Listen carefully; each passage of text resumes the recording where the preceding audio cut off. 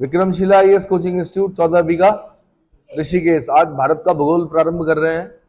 ठीक है, उसमें सबसे पहले हम पढ़ेंगे भारत का सामान्य भौगोलिक परिचय, यानी general geographical introduction of India. General geographical introduction of India. ठीक है, तो सबसे पहले जो एक टॉपिक है वह है भारत का नामांकन, यानी नॉमिनेशन ऑफ इंडिया। साथ में मैं बताता रहूंगा क्वेश्चन कैसे बनते हैं।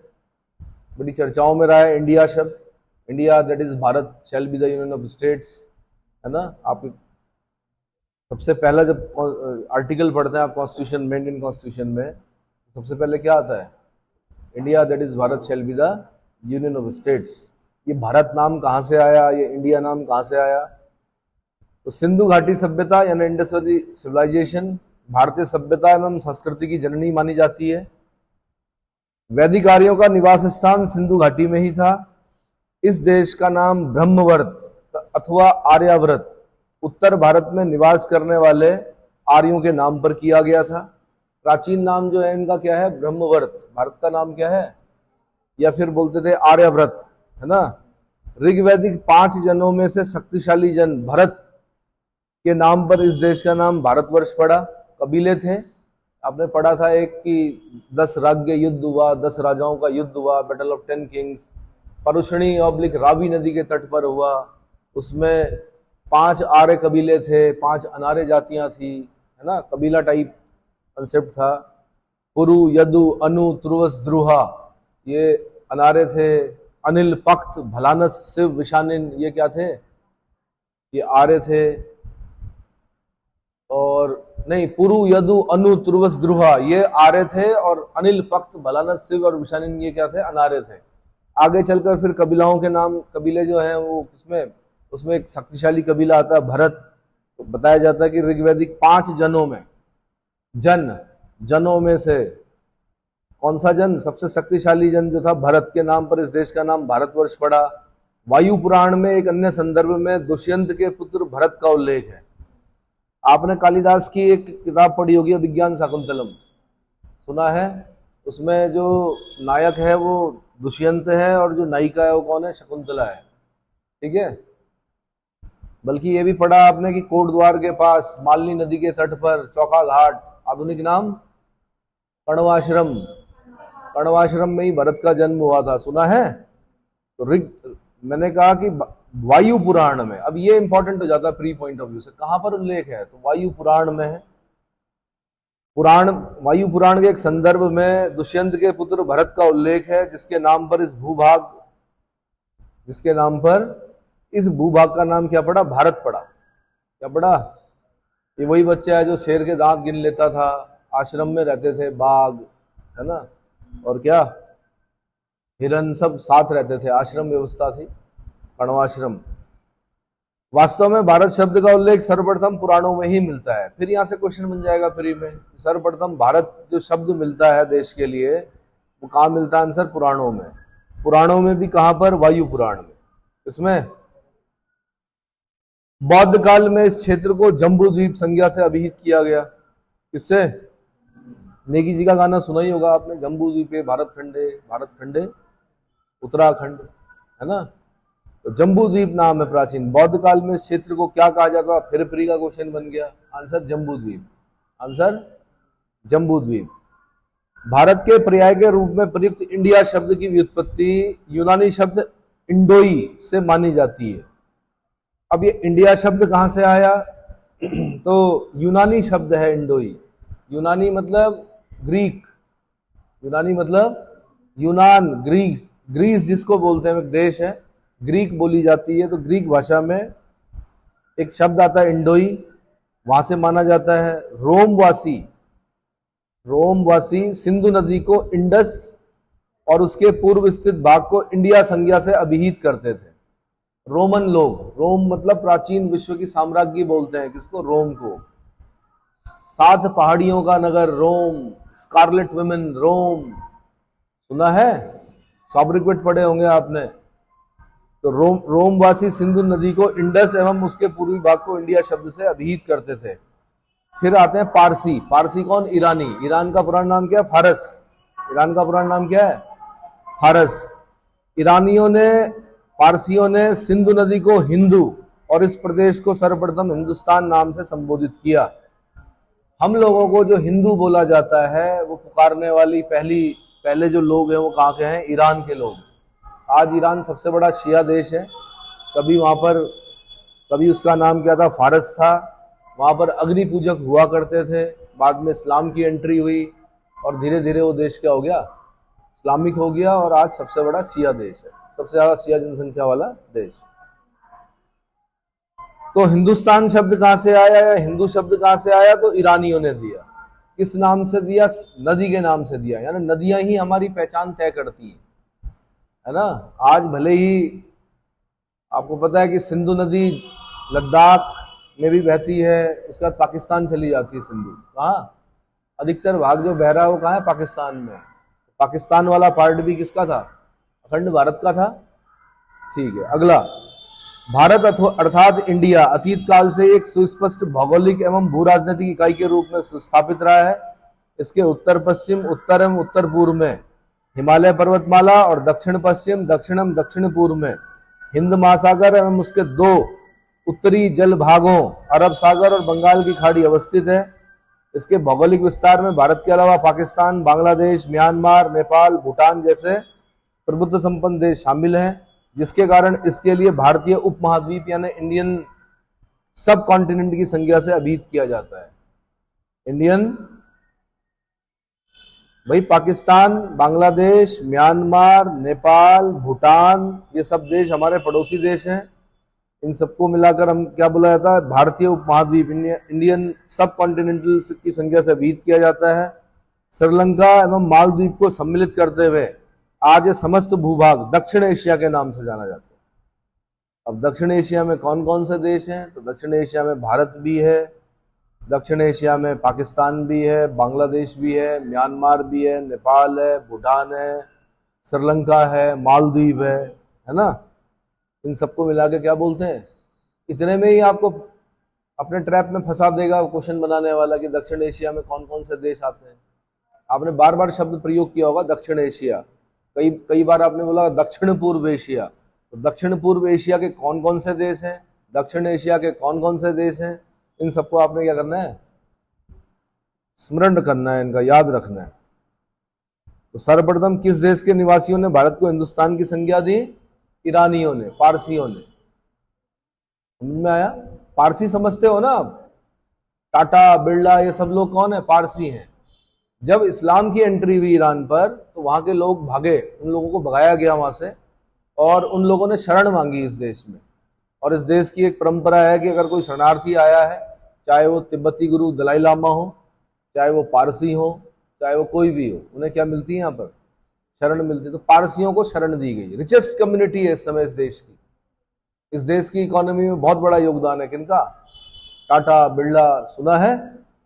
ठीक है। और ये भी ध्यान रखना कि इस देश में शासन करने वाले मुगल सम्राटों पर भी इन्होंने अपने प्रभाव छोड़े हैं। अकबर के दरबार में हर समय अग्नि प्रज्वलित रहती थी। किस धर्म से प्रभावित था? ये क्वेश्चन पूछा गया। आंसर पारसी धर्म से प्रभावित था। सुना है? ये लोग अग्नि की पूजा करते हैं, सूर्य के उपासक होते हैं। इनके यहाँ जब मृत्यु हो जाती है किसी की तो उसको जलाते नहीं है, दफनाते नहीं है, बल्कि एक ऊंची चट्टान में क्या कर देते हैं? छोड़ देते हैं। उनका मानना यह है कि मरने के बाद भी किसी के काम आना है। चील कौवे खाते हैं, उसके बाद जो अस्थियां हैं तब उनको संस्कार होता है उनके यहाँ। ठीक है। बौद्ध काल में भारतवर्ष को किस संज्ञा से अभिहित किया जाता था भाई? तो जम्बू द्वीप।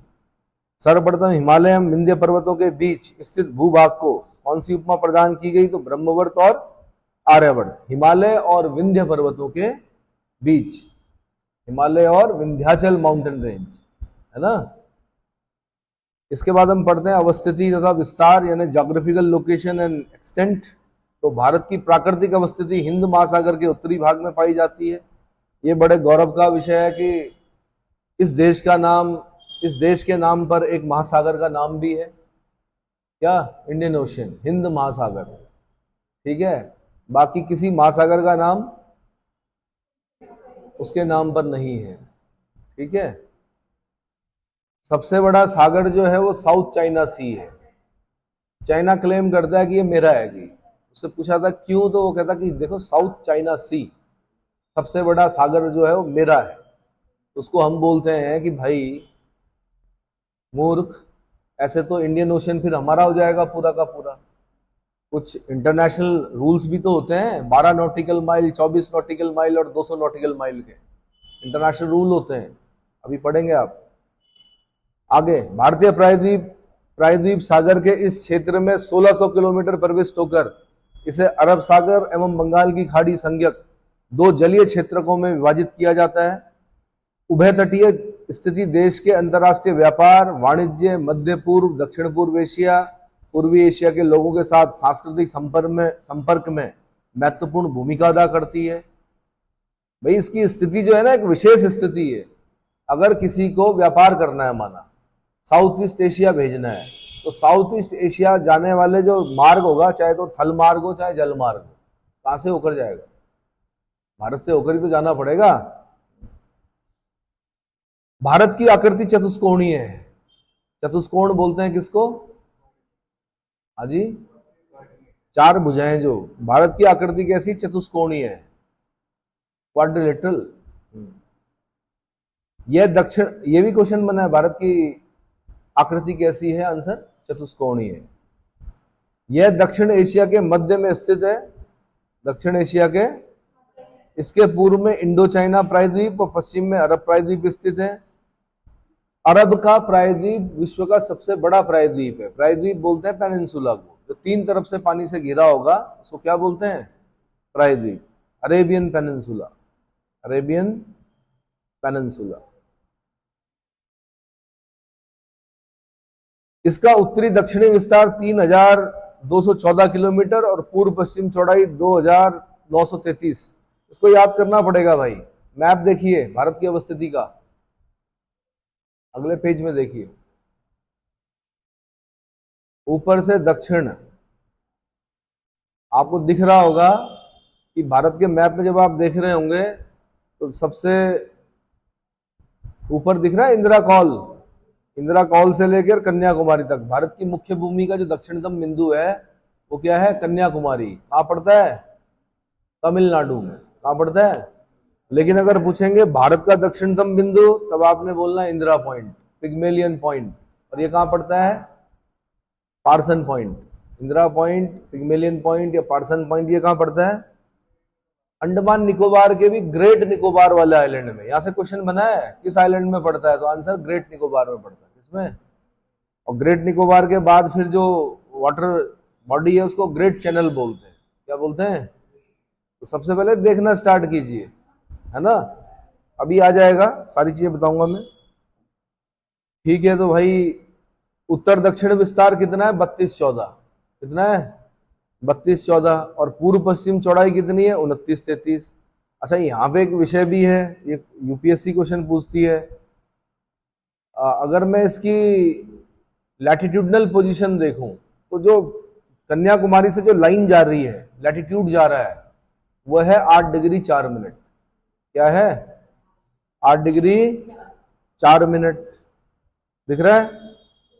और ऊपर अगर आपको दिख रहा है इंदिरा कॉल, तो उसका जो लैटिट्यूडनल पोजीशन है वो कितना है? 37 डिग्री 6 मिनट। कितना है? 37 डिग्री 6 मिनट दिख रहा है। अगर हम सबसे पूर्व में जा रहे हैं, अरुणाचल प्रदेश में जा रहे हैं, तो जो लास्ट बिंदु है जो हमारे देश का फार ईस्ट में, उसका नाम है किबीथू। किबीथू क्या है? किबीथू क्या है? और अगर फार वेस्ट में जाते हैं तो गुजरात में एक जगह पड़ती है, उसका नाम क्या है? हाँ, गौरामोता, गुहार मोती। गौरामोता या गुहार मोती या गौहर माता भी बोल देते हैं आप लोग उसको बिगाड़ कर। वैसे उसका नाम है गौरामोता और या गुहार मोती। अगर वहां से वहां तक आप लैटिट्यूडनल पोजीशन देखते हैं, सॉरी लॉन्गिट्यूडनल पोजीशन देखते हैं, तो जो गुहार मोती से जो लॉन्गिट्यूड जा रहा है, लैटिट्यूड नहीं बोल रहा हूं मैं, देशांतर बोल रहा हूं। क्या बोल रहा हूं? लैटिट्यूडनल पोजीशन बता दी मैंने, कन्याकुमारी से इंदिरा कॉल तक 8 डिग्री 4 मिनट से 37 डिग्री 6 मिनट। गुहार मोती से और किबिथु तक जो लॉन्गिट्यूडनल पोजीशन है वो 68 डिग्री 7 मिनट से 97 डिग्री 25 मिनट। ये याद करना पड़ेगा आपको। क्या करना पड़ेगा? याद करना पड़ेगा। लैटिट्यूडनल पोजीशन, लॉन्गिट्यूडनल पोजीशन, इसको हिंदी में बोलते हैं अक्षांशीय विस्तार और देशांतरीय विस्तार। लेटी हुई रेखाएं जो होती हैं वो लैटिट्यूड होती हैं, जो खड़ी रेखाएं हैं मैप पर उसको क्या बोलते हैं? लॉन्गिट्यूड बोलते हैं। लैटिट्यूड टोटल कितने होते हैं? कितने होते हैं? 179 माने जाते हैं। वैसे तो 0 डिग्री इक्वेटर है, 80 ऊपर 80 नीचे, लेकिन सॉरी 90 ऊपर 90 नीचे। 90 वाला पॉइंट जो होता है सिर्फ पॉइंट होता है नॉर्थ पोल पर, नीचे वाला जो साउथ पोल होगा वो भी एक पॉइंट होगा। तो अगर इन लाइनों को गिनेंगे तो कितनी आएगी संख्याएं? 179 आती है। कितनी आती है? 9 दूनी 18 होता है ना, 90 दूनी 180, कितना होता है? 180 होता है। तो मैंने कहा भाई पॉइंट को तो लाइन नहीं गिनेंगे, तो कितनी लाइन है टोटल? 179। मतलब 0 डिग्री इक्वेटर से ऊपर, 0 डिग्री से इक्वेटर से नीचे सारी लाइनें गिनेंगे। और लॉन्गिट्यूड अगर देशांतरों को आप गिनेंगे तो वो कितने हैं? 180 इधर, 0 से 180 और 0 से तो बोला जाता 360 है। कितने हैं? तो ये लॉन्गिट्यूडनल पोजीशन याद करनी पड़ेगी आपको देश की। ये कहां से कहां तक? 68 डिग्री 7 मिनट से 97 डिग्री 25 मिनट पूर्वी देशांतर। इतना क्लियर हो गया? अगर इनका डिफरेंस निकालेंगे आप, इसका भाई अगर आप 37 डिग्री 6 मिनट से 8 डिग्री 4 मिनट घटाएंगे और 97 डिग्री 25 मिनट से 68 डिग्री 7 मिनट घटाएंगे तो लगभग क्या क्या आता है? लगभग बराबर ही आता है। उसका जो मान आता है वो क्या आता है? लेकिन जब हम किलोमीटर में देख रहे हैं तो वो आ रहा कितना? 3214 और 2933। ये याद करना पड़ेगा। उत्तर दक्षिण विस्तार 3214 और पूर्व पश्चिम चौड़ाई 2933। दोनों के बीच मात्र 281 किलोमीटर अंतर जो है, दोनों के बीच मात्र कितना है? 281 किलोमीटर का है। अच्छा, फिर अगला क्वेश्चन पूछता है कि किस प्रकार की जलवायु पाई जाती है? तो समूचा भारत लगभग मानसूनी जलवायु वाले क्षेत्रों में पाया जाता है। इसमें जिसका विस्तार उष्ण कटिबंध और उपोष्ण कटिबंध दोनों में है। उष्ण कटिबंध और उपोष्ण कटिबंध। भाई जो ट्रॉपिक ऑफ कैंसर जा रही है हमारे देश के बीच में से, कितने राज्यों से होकर? 8 राज्यों से होकर। कौन से राज्य हैं वो 8? गुजरात, राजस्थान, मध्य प्रदेश, छत्तीसगढ़, झारखंड, वेस्ट बंगाल, त्रिपुरा, मिजोरम। नीचे हो गया उष्ण कटिबंध और ऊपर हो गया उपोष्ण कटिबंध। क्या हो गया? तो भारत में समूचा भारत लगभग मानसूनी जलवायु वाले क्षेत्रों में पाया जाता है, जिसका विस्तार उष्ण तथा उपोष्ण दोनों कटिबंधों में है। फिर क्षेत्रफल याद करना पड़ेगा, 3287 किलोमीटर स्क्वायर। कितना है क्षेत्रफल? 3287 किलोमीटर स्क्वायर या वर्ग किलोमीटर। ठीक है। इसमें पाकिस्तान के कब्जे वाले 78,114 वर्ग किलोमीटर। पाकिस्तान के कब्जे में हमारा जो क्षेत्र है वो कितना है? 78,114। वैसे तो संसद भवन में जो हमारे गृह मंत्री हैं अमित शाह जी, उन्होंने बोल दिया कि जब जब मैं भारत शब्द का प्रयोग कर रहा हूं तब तक उसमें अक्साई चीन और पाक ऑक्युपाइड कश्मीर को भी शामिल करते हुए बोल रहा हूं। तो फिलहाल चलो पाकिस्तान के कब्जे में है, देखते हैं कब तक रखता है कब्जा। 78,114 किलोमीटर स्क्वायर। पाकिस्तानियों द्वारा अवैध ढंग से 1963 में चीन को प्रदत्त 5000, ये ऐसा कीजिए 5180 की जगह 5180 किलोमीटर स्क्वायर। चीन के कब्जे में कितना है? 5180 किलोमीटर स्क्वायर क्षेत्र। और गैर कानूनी ढंग से चीन के कब्जे वाला 37,555 किलोमीटर स्क्वायर का अक्साई चिन्ह क्षेत्र भी शामिल है। 78,114, 5180 और 37,555 वर्ग किलोमीटर का अक्साई चिन्ह क्षेत्र भी शामिल है। क्षेत्रफल की दृष्टि से भारत का 7वां स्थान आता है। पूरे संसार में जो भारत का क्षेत्रफल है, पूरे विश्व के क्षेत्रफल का 2.43% है। कितना है? 2.43% है। तो क्षेत्रफल की दृष्टि से विश्व का 7वां बड़ा देश है। हमसे बड़े जो देश है, सबसे बड़ा देश रूस है, उसके बाद कनाडा है, कौन है, उसके बाद कहीं कहीं पर चीन को बोला जाता है, कहीं यूएसए को बोला जाता है। कुछ का थोड़ा सा डिफरेंस आ जाता है चीन और यूएसए में। तो जो आधुनिक पुस्तकें हैं वो यूएसए को बता रही हैं, हम लोगों ने क्या पढ़ा है, चीन पढ़ा तीसरे नंबर पर, चौथे नंबर पर यूएसए पढ़ा है। लेकिन जो नई पुस्तकें हैं वो बता रही हैं कि रूस, कनाडा, यूएसए, चीन, 5वें नंबर पर ब्राजील आता है, 6ठे नंबर पर ऑस्ट्रेलिया आता है, 7वें नंबर पर भारत आता है। तो 32,87,263 वर्ग किलोमीटर क्षेत्रफल के साथ भारत विश्व के कुल क्षेत्रफल का 2.43% है और क्षेत्रफल की दृष्टि से विश्व का यह 7वां बड़ा देश है। भारत का क्षेत्रफल लगभग यूरोप के बराबर है, रूस को छोड़कर, अगर रूस को छोड़ देते हैं तो लगभग यूरोप के बराबर है। यानी जितने संपूर्ण यूरोपीय देश हैं उतना अकेला भारत है। कनाडा का 1/3 है, कनाडा का, रूस का 1/5वां भाग है, जापान का 8 गुना है, जापान विकसित है, उसका 8 गुना क्षेत्रफल समाहित किए हुए हैं हम। और जिस यूनाइटेड किंगडम ने हम पर राज किया उसके हम 12 गुना है। इतना 12 गुना। बताया जाता है कि डलहौजी ने अपनी राज्य हड़प नीति से, कौन सी, डॉक्ट्राइन ऑफ लैप्स से, अपने देश से भी बड़ा क्षेत्रफल यहां पर स्थापित कर दिया था। इतना लूटा इन्होंने, ब्रिटिश कब्जे में चला गया था भारत का। ठीक है, अगला हमने पढ़ना है भारत की खगोलीय अवस्थिति यानी एस्ट्रोनॉमिकल लोकेशन ऑफ इंडिया। तो भारत अक्षांशीय दृष्टि से उत्तरी गोलार्ध का देश है। ये आपको सामने ग्लोब दिख रहा है ना।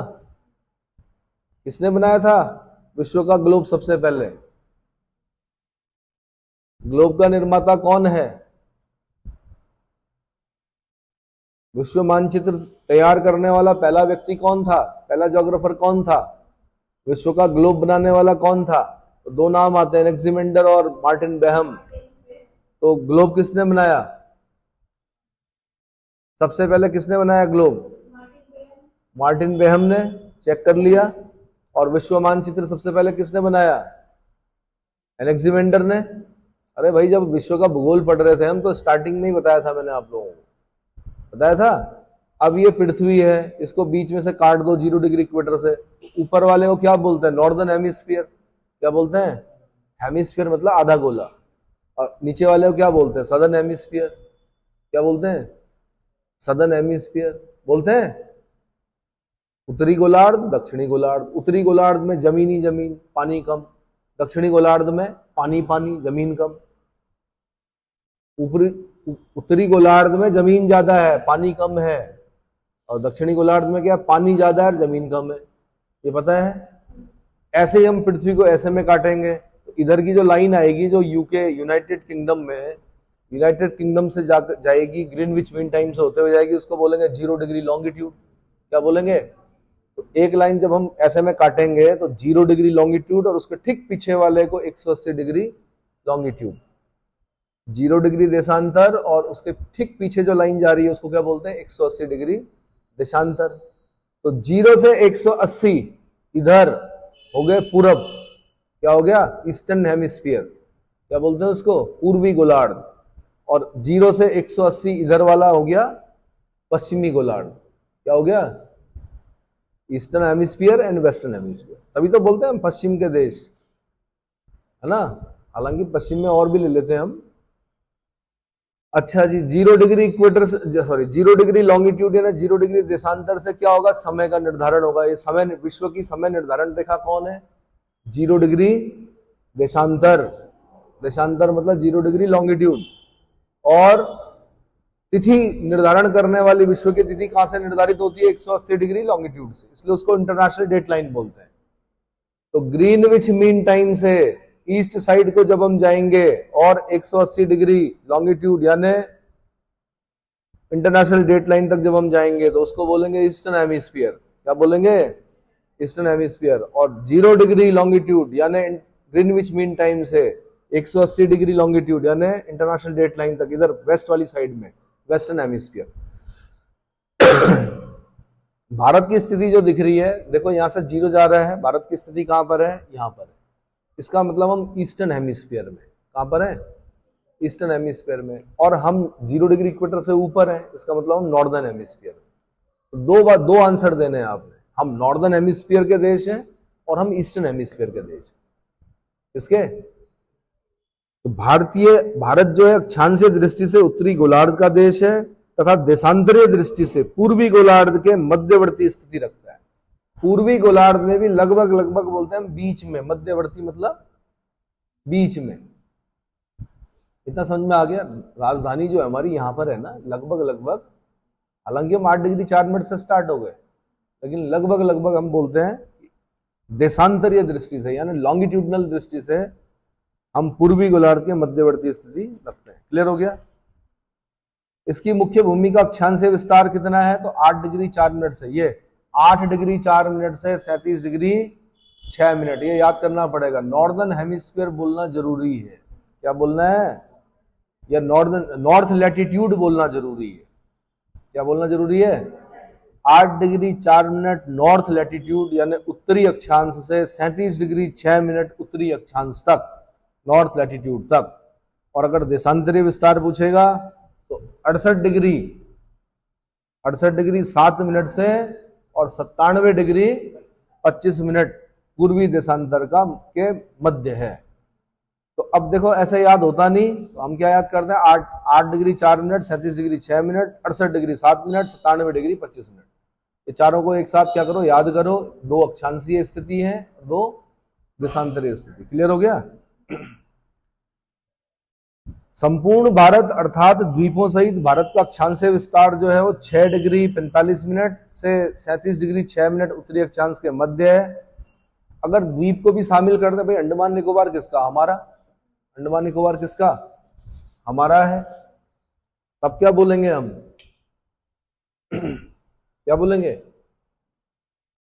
तब हमें इंदिरा पॉइंट से लेना पड़ेगा। कहां से, और इंदिरा पॉइंट की जो लैटिट्यूडनल पोजीशन है वो 6 डिग्री 45 मिनट है। कितनी है, 6 डिग्री 45 मिनट से 37 डिग्री 6 मिनट उत्तरी अक्षांश के मध्य। अर्थात भारत का विस्तार उष्ण और उपोष्ण दोनों कटिबंधों में। उष्ण कटिबंध बता दिया मैंने, ट्रॉपिकल और सब ट्रॉपिकल। उष्ण बोलते हैं ट्रॉपिकल को और उपोष्ण बोलते हैं सब ट्रॉपिकल। उष्ण कटिबंध यानी इक्वेटर से लेकर और ट्रॉपिक ऑफ कैंसर तक हम उष्ण बोल सकते हैं। कैंसर के बाद ऊपर वाले को हम क्या बोल सकते हैं, उपोष्ण बोल सकते हैं, यानी सब ट्रॉपिकल बोल सकते हैं। क्लियर हो गया। उष्ण कटिबंध का विस्तार 23.5 डिग्री उत्तरी एवं दक्षिणी अक्षांशों के मध्य होता है, यानी 2 अयनवर्ती रेखाएं, अयनवर्ती रेखाएं बोलते हैं ट्रॉपिक ऑफ कैंसर और ट्रॉपिक ऑफ कैप्रिकॉर्न। और भी है, बट 2 अयनवर्ती रेखाएं जो हमारी खास है वो कौन सी हैं, 23.5 degree north latitude Tropic of Cancer कर्क रेखा, और 23.5 डिग्री क्या साउथ लैटिट्यूड यानी मकर रेखा। ऊपर वाले को बोलते हैं कैंसर, नीचे वाले को बोलते हैं कैप्रिकॉर्न। इनके बीच में जो जलवायु होगी वो कैसी होगी, उष्ण। ठीक है, कटिबंध। अच्छा जी, उष्ण कटिबंध क्षेत्र का विस्तार 23.5 डिग्री उत्तरी एवं दक्षिणी अक्षांशों के मध्य होता है। 23.5 डिग्री उत्तरी अक्षांश की रेखा को कर्क रेखा कहा जाता है, भारत के मध्य से होकर गुजरती है। यह रेखा भारत के 8 राज्यों, ये याद करना पड़ेगा, बड़े बड़े पेपरों में आता है। कौन कौन से, गुजरात, राजस्थान, मध्य प्रदेश, छत्तीसगढ़, झारखंड, पश्चिम बंगाल, त्रिपुरा, मिजोरम, है ना। कई बार तो यही पूछ लेता है कि भारत में वो आखिरी राज्य कौन सा है जो जहां से ट्रॉपिक ऑफ कैंसर गुजरती है। आंसर मिजोरम। पहला राज्य कौन सा है, आंसर गुजरात। आंसर गुजरात। गुजरात में सुना होगा आपने, कांडला पोर्ट है, सुना है, ज्वारीय बंदरगाह है। कराची की भरपाई करने के लिए हमें क्या करना पड़ा, कांडला बनाना पड़ा। वो ट्रॉपिक ऑफ कैंसर पर तो नहीं है, पर निकट है उसके।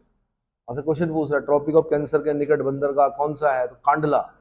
कौन सा है, ठीक है जी। यह रेखा राजस्थान के डूंगरपुर एवं बांसवाड़ा जिलों से होकर गुजरती है। कौन सी रेखा, tropic of cancer, tropic of. और कर्क रेखा के निकट शहर, यूपीएससी क्वेश्चन पूछती है ऐसे कि सबसे निकट कौन है, 4 ऑप्शन दे देगी, भोपाल, जबलपुर, उज्जैन, रांची। इनकी लैटिट्यूडनल पोजीशन हल्की हल्की याद करनी पड़ती है। याद नहीं कर पाओगे तो भाई क्रम याद कर लेना कि नजदीक कौन है। तो भोपाल 23 डिग्री 25 मिनट पर है, इसका मतलब कैंसर के बिल्कुल निकट है। ठीक है। जबलपुर जो है 23 डिग्री 19 मिनट पर है। कितने पर? 23 डिग्री 19 मिनट पर। उज्जैन जो है 23 डिग्री 11 मिनट पर है। रांची जो है 23 डिग्री 11 मिनट पर है। यूपीएससी ऐसी जगहों पर नजर डालती है। कौन से दो शहर सेम लैटिट्यूड पर हैं? तो उज्जैन और Ranchi. 23 degree 11 minute, 23 degree 11 minute. ठीक है। ऐसे पूछेगा दो और, तो जबलपुर 23 डिग्री 19 मिनट और गांधीनगर भी 23 डिग्री 19 मिनट। ठीक है। आइजोल मिजोरम की राजधानी जो है वो 23 डिग्री 36 मिनट पर है। कितने पर? अगर मैं बोलूं तो भोपाल सबसे निकट हो गया 23 डिग्री 25 मिनट, क्योंकि 5 और चाहिए। क्या चाहिए? 5 और चाहिए। फिर आइजोल को बोल सकता हूं मैं, 6 आगे है वो, तो नजदीक कौन हुआ? 23 डिग्री 19 मिनट हुआ है, 23 डिग्री 36 मिनट हुआ। ट्रॉपिक ऑफ कैंसर के निकट कौन होगा?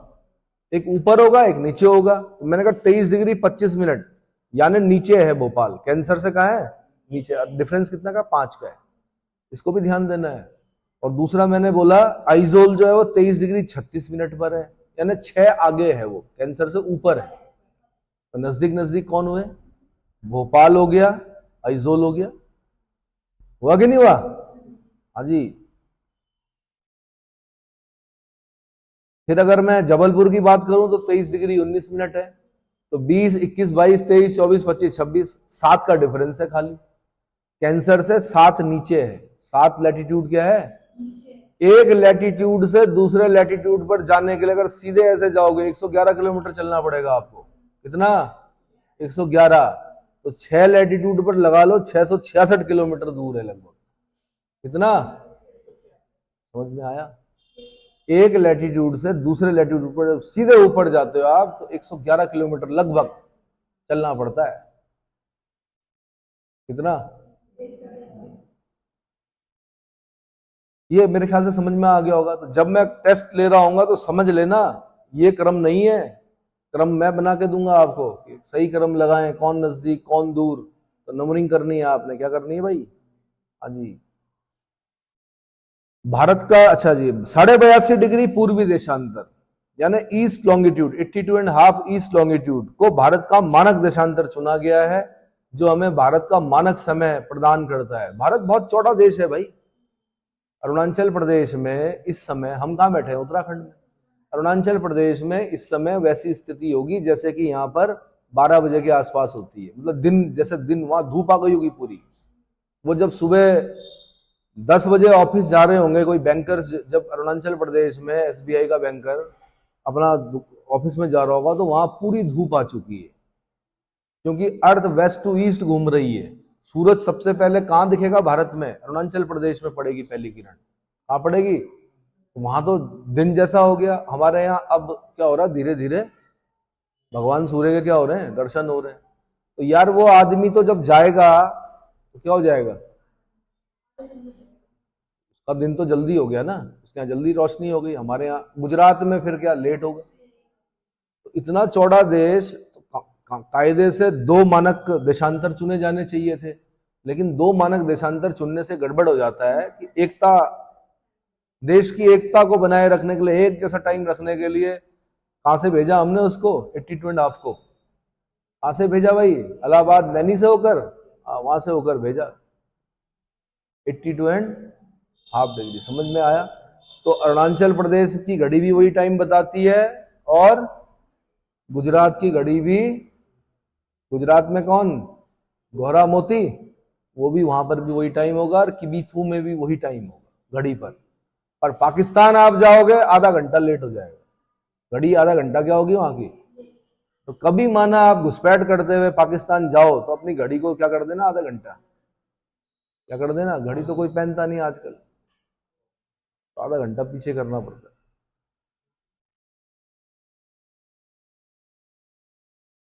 पेट्रोलिंग के दौरान कई लोग ऐसे ही पकड़े जाते हैं। कैसे? कहां से आए हो? अब घड़ी पहनी हुई, पता चल जाता है ये भारत का है। क्यों? इसकी घड़ी क्या है? आधा घंटा लगभग तेज चल रही है। चलो, अच्छा, सबसे ज्यादा, अब ऐसा नहीं कि देशों ने नहीं बना रखा, अब रूस की मजबूरी है। रूस की क्या है? मजबूरी है कि भाई इतना चौड़ा देश है, वहां तो एक जगह रात और एक जगह दिन हो रहा होगा, तो ऐसे थोड़े बोलेंगे हम कि रूस में कि अभी जी दिन के 12 बज रहे हैं, वहां दूसरी जगह तो रात हो रही है, इतना चौड़ा देश है, वहां बहुत सारे टाइम जोन है। सबसे ज्यादा टाइम जोन वाला देश फ्रांस को बताया जाता है। किसको? रूस भले ही दिख रहा है आपको, यूपीएससी ने इसीलिए क्वेश्चन पूछा।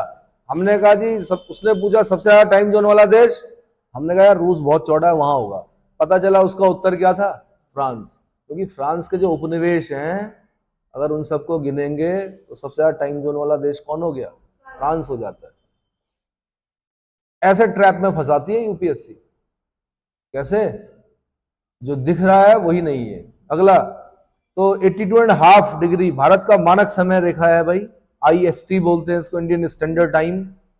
मानक देशांतर चुनने का कारण यह है कि विश्व के देशों में आपसी समझौते के अंतर्गत मानक देशांतर 7 डिग्री 30 मिनट देशांतर के गुणांक पर चुना जाता है। कितने पर? 7 डिग्री 30 मिनट देशांतर के गुणांक पर चुना जाता है, ताकि 7 डिग्री 30 मिनट देशांतरीय दूरी पर स्थित स्थानों के बीच आधे घंटे का समयांतर हो। आधे घंटे का समयांतर हो। भारतीय मानक समय ग्रीनविच मध्य GMT समय से 5.5 घंटे आगे है। अब जो 0 डिग्री लॉन्गिट्यूड जा रही है, कहां से? ग्रीनविच नामक गांव से, स्थान से, यूके से। कहां से भाई? यूके से। वहां पर और भारत की जो 82.5 डिग्री है, उसके बीच में कितने का अंतर है? 5.5 घंटे का अंतर है। अच्छा, 82.5 पर ही 5.5 घंटे का अंतर है, या गोहार मोती पे भी 5.5 घंटे का अंतर है, या किब्यूथू में भी 5.5 घंटे का अंतर है? पूरे देश में 5.5 घंटे का अंतर है। सारी घड़ियां हमारी क्या चलती हैं? एक जैसी चलती हैं। तो सिर्फ 82.5 मत बोलना, किब्यूथू में भी और गोहार मोती में भी।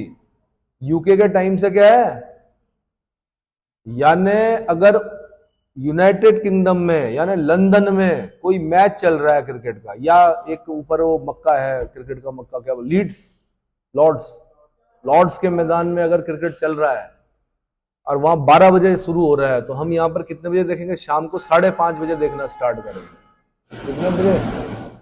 अब कुछ बच्चे बड़े आश्चर्यचकित हैं कि ऐसा भी होता है। ऐसा ही होता है। सारी दुनिया में ऐसा थोड़े है कि दिन हो रहा है, कहीं पर रात भी हो रही है। ठीक इसके पीछे जाओगे, रात है। हर जगह की घड़ियां क्या है? अपनी अलग अलग, उनके जो स्टैंडर्ड टाइम है वो अलग अलग। और जो इंटरनेशनल आपसी समझौता है अंतरराष्ट्रीय, उसमें बोला गया 7.5 के गुणांक में। इसलिए हमने क्या किया कि 1 डिग्री में 4 मिनट का अंतर होता है। कितने का? तो 15 डिग्री में कितने? 15 चक्को 60 मिनट का अंतर हो गया। कितने मिनट का? और 60 मिनट मतलब होता है 1 घंटा।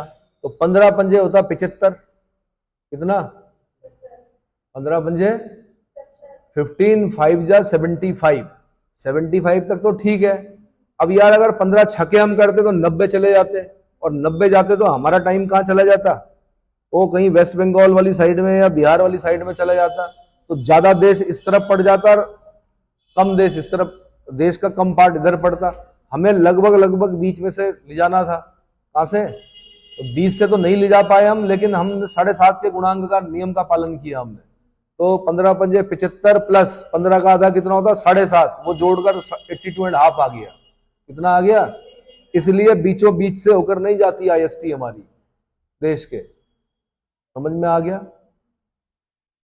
अगर माना हम बीचों बीच से ले जाते, तब क्या करते? 68 डिग्री 7 मिनट और 97 डिग्री 25 मिनट के बीचों बीच में से ले जाते, तब क्या करना पड़ता हमें? कितने डिग्री से जाती है वो लाइन? तो उसको निकाल के रखना कि अगर हम देश के बीचों बीच से वो देशांतर ले जाते, तो तब फिर वो कौन सा देशांतर होता? आता है? कैलकुलेशन करना, करो। 68 डिग्री 7 मिनट और 97 डिग्री 25 मिनट कि अगर बीचों बीच में से ले जाते हम, तब क्या होता?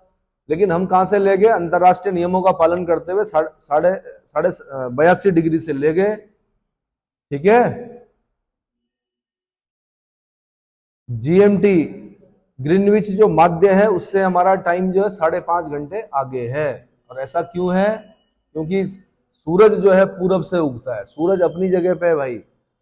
देखो अर्थ ऐसे घूम रही है, इधर देखो, यहाँ रात है, अर्थ ऐसे घूम रही है, घूम रही है। तो सबसे पहले कहां पड़ा सूरज? यहां पड़ा, तब धीरे धीरे धीरे यहां जाएगा। हमारे यहां शाम हो जाएगी, तब यूके में क्या हो रहा होगा? दिन के 12 बज रहे हो। मानक समय के कारण ही भारत के सभी स्थानों की घड़ियां एक समय दर्शाती हैं, जबकि उत्तर पूर्वी राज्यों में सूर्योदय कच्छ के रन से लगभग 2 घंटे पहले हो जाता है।